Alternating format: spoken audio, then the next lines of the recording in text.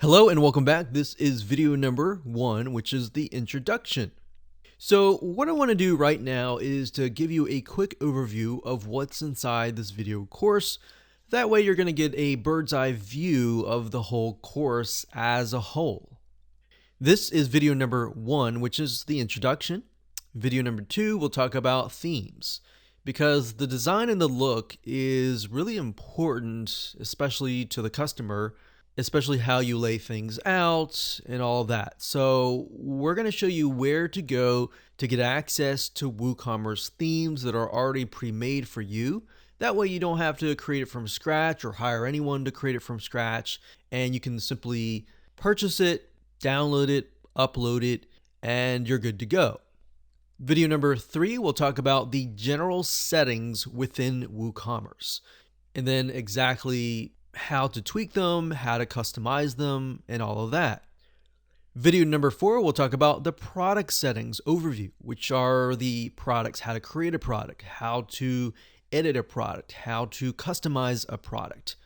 Once you've created your products, you want to make sure that you organize them, because you never know if you will add more in the future, and especially if you start creating 10, 20, 30 or more, it can become very disorganized. So you want to make sure that you create an organized system. So we'll teach you how to organize things and how to utilize the options built into WooCommerce to organize your products, so that it makes it easier not only for you to find, for also your customer to find as well. Video number 6, we'll talk about the product attributes. Product attributes are basically like if you were to buy a skateboard and you want it in green, blue, purple, different colors, maybe different shapes, different wheels. That is what we call product attributes. And of course, in video number 7, we'll talk about expansion. What we mean by that is, how do you go beyond the core foundation? Let's say, for example, that you want to run subscriptions, or you want to expand on that. You want to do marketing. You want to install different aspects beyond just the basics. So how do you go about doing that?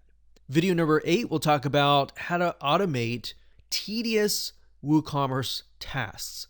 Let's say, for example, that after somebody purchases an item, you want to add them to a Google spreadsheet or add them to your list, or you want to do something very specific that takes a lot of time, something that you can't really be there 24/7 to actually do. So in other words, once you have set up these automations, then it's going to make your life a lot easier. The more you automate, the more you can actually focus on marketing your store, getting people to your store, and focus on other things. Okay, so what I want to talk about right now is what you need before you can get started. So before we even dive into the video course, you are going to need these things. So obviously you're going to need a website with WordPress already installed. Now, in terms of where, you need to figure out if you want your store located on a subdomain, such as store.yourdomain.com, or maybe you want to be located within a subfolder, such as yourdomain.com/store, or within the main site. So those are things that you need to figure out before you watch this video course. Now, obviously, you can watch the video course and then go back and implement that as well. But the main thought process is, where do you want to install? So most people just install WooCommerce wherever their WordPress site is located. So if that's the case, you don't really need to worry about that.